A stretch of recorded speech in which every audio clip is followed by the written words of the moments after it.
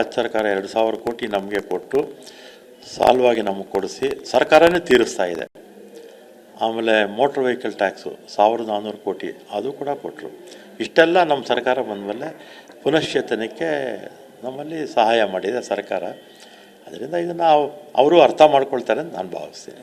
Sir, ಮತ್ತೆ ಇನ್ನೊಂದೇನೆಂದರೆ ಪ್ರಯಾಣಿಕರು ಈಗಾಗಲೇ ಒಂದಷ್ಟು ಆತಂಕದ ಪರಿಸ್ಥಿತಿಯಲ್ಲಿದ್ದಾರೆ. ಏನಂತಂದರೆ ಅಕಸ್ಮಾತ್ ಏನಾದರೂ ಬಸ್ ವ್ಯತ್ಯಯ ಉಂಟಾದರೆ ಏನು ಅಂತ. ಸೊ ಪ್ರಯಾಣಿಕರಿಗೆ ಏನು ಮೆಸೇಜ್ ಕೊಡ್ತೀರಾ ಸರ್? ಇವತ್ತು ಮಾಡ್ತಾ ಇರ್ತಕ್ಕಂಥದ್ದು ಅವ್ರು ಯಾವತ್ತೂ ಸ್ಟ್ರೈಕ್ ಮಾಡ್ತೀವಿ ಅಂತ ಹೇಳಿಲ್ಲ, ಬಸ್ ನಿಲ್ಲಿಸ್ತೀವಿ ಅಂತ ಹೇಳಲಿಲ್ಲ. ಇದು ಸರ್ಕಾರದ ಗಮನ ಸೆಳೆಯೋದಕ್ಕೆ ಬೆಂಗಳೂರು ಚಲೋ ಮಾಡ್ತೀವಿ ಅಂತ ಹೇಳಿದರು.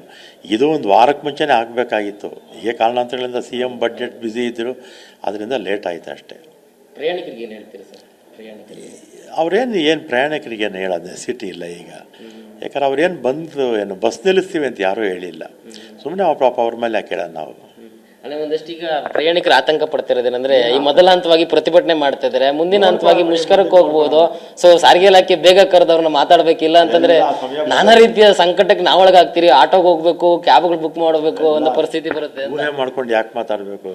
ಸಮಯ ಬಂದಾಗ ಮಾತಾಡ್ತೀನಿ ಸರ್. ಮತ್ತೆ ಇನ್ನೊಂದೇನಂದ್ರೆ ಬೆಂಗಳೂರಿನಲ್ಲಿ ಈಗ ಮತ್ತೆ ಕಸದ ಸಮಸ್ಯೆ ಎದ್ದು ಕೂತಿದೆ.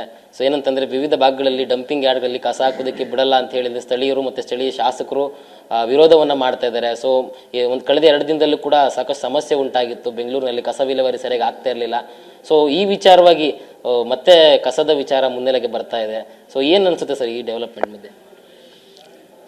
ಕಸ ನಾನು 83ರಲ್ಲಿ ಕಾರ್ಪೊರೇಟರ್ ಆಗಿದ್ದು, 88ರವರೆಗೂ ಕಾರ್ಪೊರೇಟರ್ ಆಗಿದ್ದೆ. ಆವಾಗ ನಮ್ಮ ಕಸದ ಸಮಸ್ಯೆ ಅಂತಲೇ ಅನ್ನಿಸ್ತಿರಲಿಲ್ಲ.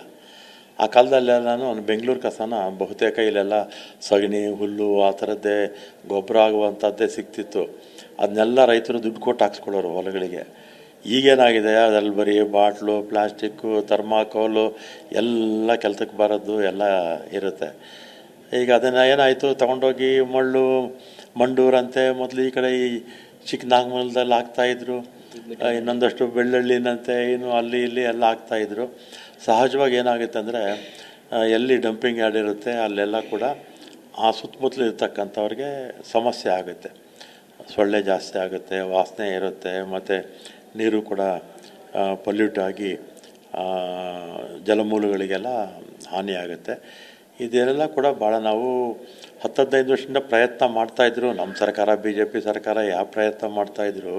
ಈ ಪ್ರಾಜೆಕ್ಟ್ಸ್ ಯಾಕೋ ಬರ್ತಿಲ್ಲ. ವಿದೇಶದಲ್ಲಿ ಯಾವ ರೀತಿ ಕಸ ವಿಲೇವಾರಿ ಮಾಡ್ತಾರಲ್ಲ ಆ ಥರದ ಪ್ರಾಜೆಕ್ಟ್ಗಳು ಬರದೇ ಇರೋದಕ್ಕೆ ಈ ಸಮಸ್ಯೆ ತಲೆ ತೋರ್ತಾ ಇದೆ. ಅದರಿಂದ ಆ ಸಮಸ್ಯೆ ನೀಗೋವರೆಗೂ ಕೂಡ ಸ್ವಲ್ಪ ಸಹಕಾರ ಕೊಡಬೇಕು.